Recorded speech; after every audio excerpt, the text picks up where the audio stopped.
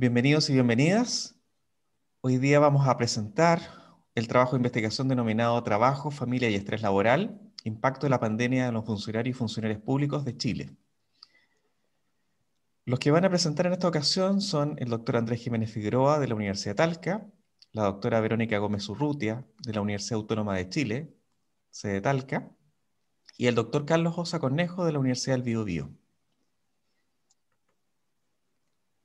A modo de introducción, nosotros podemos señalar que la situación actual de la pandemia ha generado cambios a nivel familiar, laboral y educativo, lo que ha repercutido fuertemente en la carga y en materia de empleabilidad fundamentalmente en función de una situación forzada de confinamiento, en la cual se ha tenido que adaptar fundamentalmente la legislación chilena en función de un anexo de contrato que abarca fundamentalmente el hecho de la no presencialidad como una forma activa de poder seguir presente en la parte laboral, pero también ha repercutido en la organización familiar y obviamente, digamos, en materia de corresponsabilidad familiar. Frente a la situación actual de pandemia sanitaria del COVID, el teletrabajo ha sido una instancia necesaria para mantener el desarrollo adecuado de las actividades laborales y educativas. Fundamentalmente, ha tenido bastante repercusión en el tema del cuidado, sobre todo, digamos, en personas adulto mayor, inmunodependientes o con problemas de salud, y también en función del cuidado infantil, sobre todo, digamos, en situaciones donde la organización educativa ha tenido que también transar en función de la teleeducación, fundamentalmente. En ese sentido, este estudio pretende reportar los resultados de un trabajo que es mucho mayor, denominado teletrabajo, conciliación trabajo-familia, carga mental emocional en trabajadores y trabajadoras, sobre todo en la región del Maule, Chile. Respecto a las características del estudio, esta es una investigación de tipo descriptivo que pretende analizar el nivel de la conciliación trabajo-familia, entendida esta desde un punto de vista, digamos, de la interferencia tanto positiva como negativa, en relación a lo que es el trabajo hacia la familia y la familia hacia el trabajo, y su concomitante relación con estrés, conducta y tiempo, y el tema sobre todo en el aspecto de las emociones positivas y negativas, que tienen una enorme incidencia respecto al estrés laboral, en una muestra representativa de colaboradores públicos acá en Chile. La población son todos los funcionarios que laboran en instituciones públicas de la región del Maule, y de este universo, un total de 1.335 participaron en este estudio, que fue realizado de manera online entre los meses de julio y agosto del 2020. Los objetivos específicos de este estudio fueron, en primer lugar, determinar el nivel de conflicto trabajo-familia en cuanto a dirección y también en relación a los indicadores de estrés, tiempo y comportamiento. Describir los niveles de estrés laboral y el estado emocional percibido por los miembros de las instituciones. Y finalmente, aportar en el diseño de estrategias de mejoramiento institucional a partir de las variables críticas identificadas.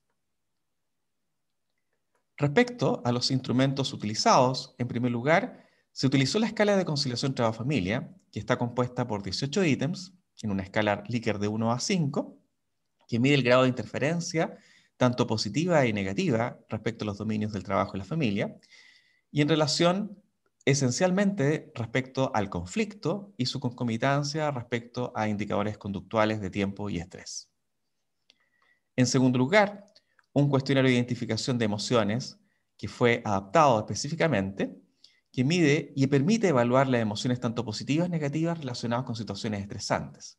Está compuesto por 10 ítems, en particular, a los que se sumó una escala sociodemográfica donde está presente fundamentalmente aspectos críticos como el género, los tipos de contrato, el estamento participante y algunos otros criterios ligados un poco al impacto de la pandemia. A continuación, la doctora Verónica Gómez nos dará cuenta de los resultados presentes en esta investigación.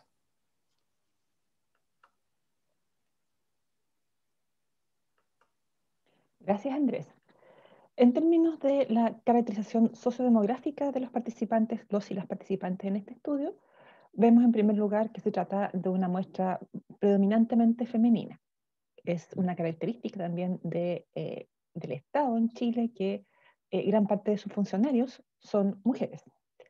En términos de edad, vemos también que predominan, ¿verdad?, personas que están entre los 30 y los 59 años como grupo, digamos, objetivo, que coincide con, en muchos casos con la etapa de crianza de niños y niñas.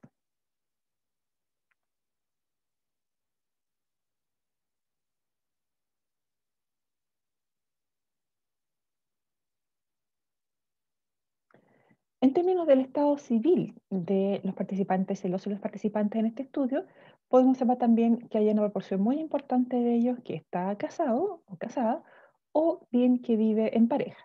Una proporción menor está soltero o soltera o bien separado y una proporción muy pequeña está en estado de viudez. Una pregunta también que incluyó esta caracterización sociodemográfica tenía que ver con las demandas de cuidado que tienen los y las funcionarios participantes en este estudio. Como podemos ver, una proporción importante de ellos y ellas, casi un 42%, vive con personas que se encuentran en grupo de riesgo frente al COVID-19. Esto es, personas que tienen enfermedades crónicas o que son inmunodeprimidas o personas embarazadas o bien adultos mayores. También hay una proporción menor, pero también significativa, ¿verdad? 16,3%, de personas que conviven o están a cargo de adultos mayores, lo cual, por cierto, ¿verdad? En estas condiciones de confinamiento puede significar un cambio o aumento en la demanda por cuidado. Y también vemos que hay un grupo significativo, más de la mitad de la muestra, ¿verdad? 53,1%, que está a cargo del cuidado de niñas y niños en edad escolar y que no cuenta con alguien que pueda apoyar entonces las labores de cuidado en un contexto en el cual las personas también deben apoyar, por ejemplo, las labores escolares de sus hijos e hijas. En términos de conciliación trabajo-familia, este estudio midió básicamente la tensión entre estas dos esferas de una forma bidireccional. Esto es el conflicto en dirección del trabajo hacia la familia y de la familia hacia el trabajo.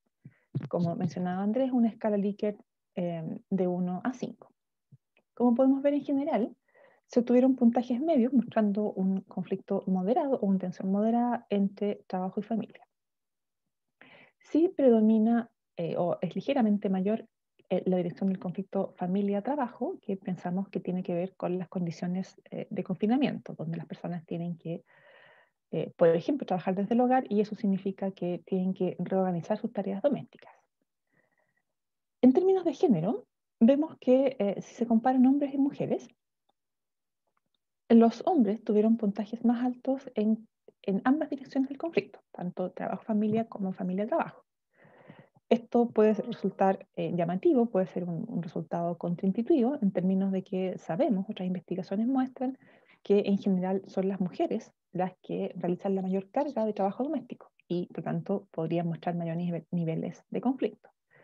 Sin embargo, pensamos que esto se debe a que los hombres en general tienen menos estrategias disponibles para conciliar trabajo y familia, porque históricamente no han tenido que hacerse cargo de esta labor y por lo tanto lo que esto muestra es que esta situación los tensiona más que las mujeres probablemente porque, como señalábamos, no tienen tantas estrategias o no está tan naturalizado culturalmente que sean los hombres los que deben asumir también responsabilidades familiares que eventualmente puedan eh, tensionarse con las responsabilidades laborales. Y estas diferencias son, por cierto, estadísticamente significativas.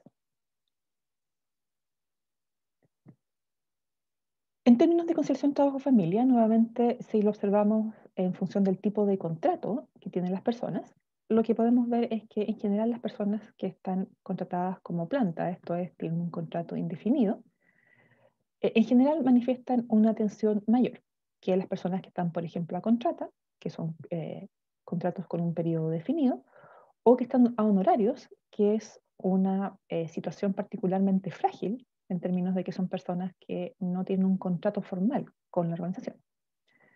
Y aquí creemos que esto puede deberse a que las personas que están contratadas de planta pueden normalmente asumir más responsabilidades. Por ejemplo, estar a cargo de fondos o tener responsabilidades administrativas que tienen una demanda mayor por tiempo, por ejemplo. Pero también podría ocurrir, ¿verdad?, que las personas que están en situaciones contractuales más precarias eh, naturalizaran de algún modo el tipo de tareas que se les pide y el conflicto que eventualmente eso podría representar en términos de sus responsabilidades familiares. Eso por mi parte, dejo ahora entonces a Carlos.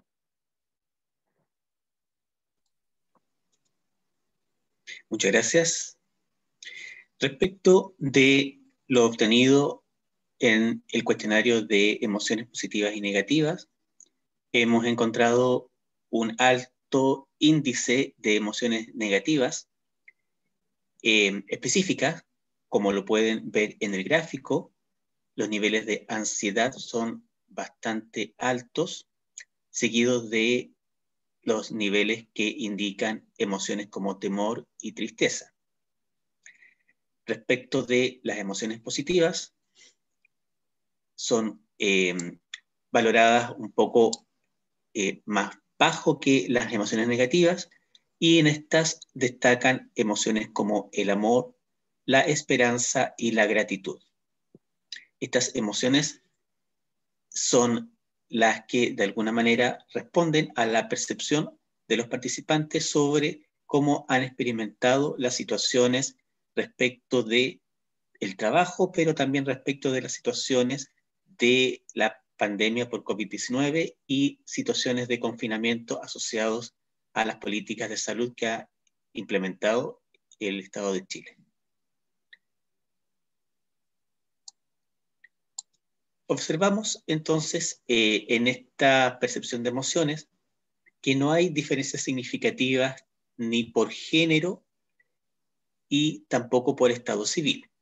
Sin embargo, sí encontramos diferencias significativas respecto del tipo de contrato, en donde, como se planteó anteriormente, el tipo de contrato de honorarios que tiene menor estabilidad laboral y muchas veces también menos prestaciones, tiene mayores emociones negativas reportadas que quienes tienen un tipo de contrato más estable, que es el de planta.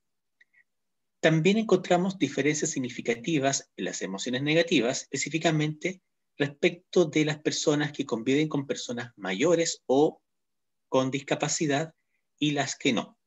Esta diferencia puede verse asociada justamente a la carga que representa para estas personas tener a familiares a cargo y tener que conciliar estas situaciones de cuidado con las situaciones de trabajo. También se da el mismo caso respecto de las personas que tienen a su cargo hijos menores y respecto de las que no las tienen. En este sentido, se observa una mayor carga emocional respecto de esta tarea de cuidado, respecto de quienes no tienen esta responsabilidad.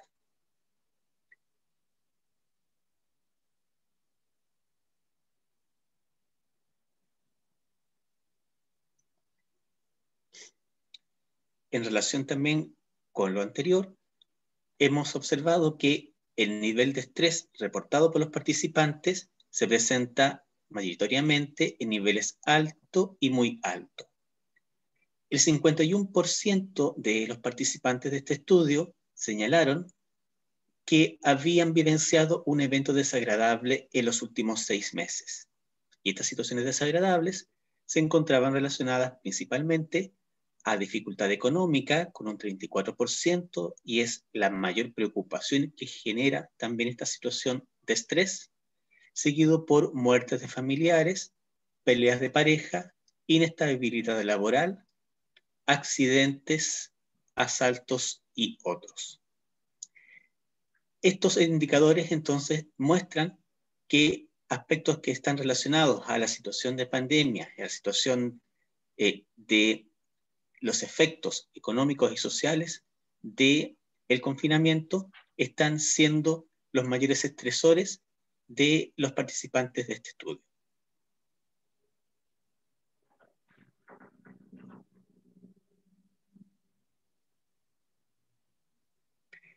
Respecto de las conclusiones y sugerencias que podemos plantear, indicamos en primer lugar que se reporta un alto esfuerzo mental en el desempeño del puesto de trabajo. Encontramos que los funcionarios de los establecimientos que participaron del estudio plantean que la carga mental de trabajo es alta dado que muchas de las tareas las tienen que hacer desde casa y por lo tanto manejar mucha información, mayormente de las que hacen en sus labores habituales en presencialidad. Por otra parte, encontramos una positiva conciliación del trabajo y la familia y se reporta mayor interferencia de condiciones familiares en el trabajo, lo que podría explicarse también por la misma situación de trabajo en casa y de confinamiento que muchos de ellos han tenido que vivir respecto de esta situación de pandemia. A nivel emocional, encontramos que predominan emociones negativas y estrés.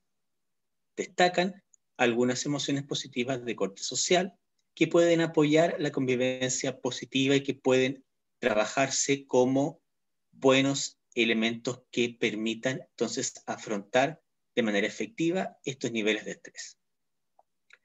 También hemos encontrado que las condiciones de teletrabajo que informan estos participantes están medianamente gestionadas y se observa entonces un buen desempeño de la mayoría de ellos respecto de estas tareas, pero también la percepción de que faltan recursos, conocimientos y algunos apoyos para desarrollar estas tareas de teletrabajo en forma efectiva.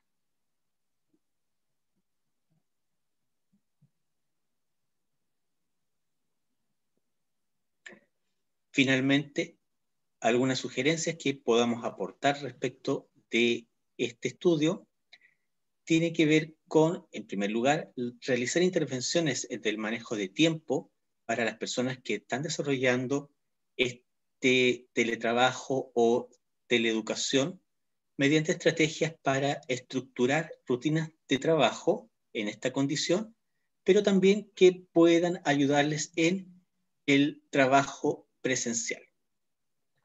En segundo lugar, creemos importante el promover uso de técnicas de relajación que permitan disminuir el estrés y la ansiedad que generan tanto la situación de pandemia como también este desempeño de tareas en teletrabajo.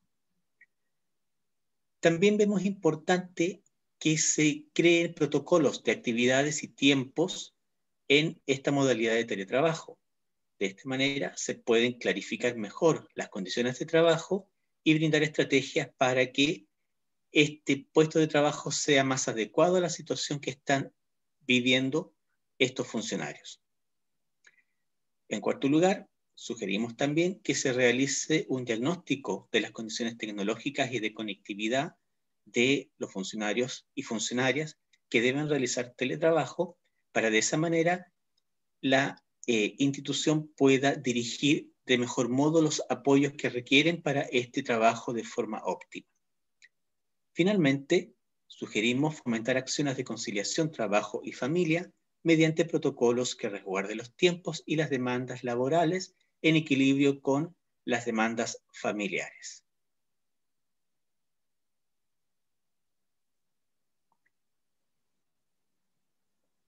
De este modo, concluye nuestra presentación. Agradecemos vuestro interés y esperamos que esta información sea útil y haya sido clara para todos y todas. Muchas gracias.